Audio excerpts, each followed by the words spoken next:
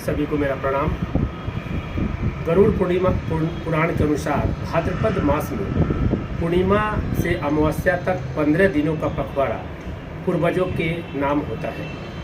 हम उन्हें याद करते हैं और उनके आत्मा के तृप्ति के लिए उनके अंश का अन्न, जल और वस्त्र दान करते हैं। मैं पितृपक्ष के ऊपर 4 पंक्ति निवेदित करता हूँ कि पूर्वजों के पूजा से मिलती हमें आशीष है। पूर्वजों के पूजा से मिलती हमें आशीष है। श्राद्ध में आराध्य कर ले, यही हमारी कोशिश है। पितृपक्ष का पालन करे वो वंश महान है। इन तिथियों में बसते हमारे पूर्वजों के प्राण है।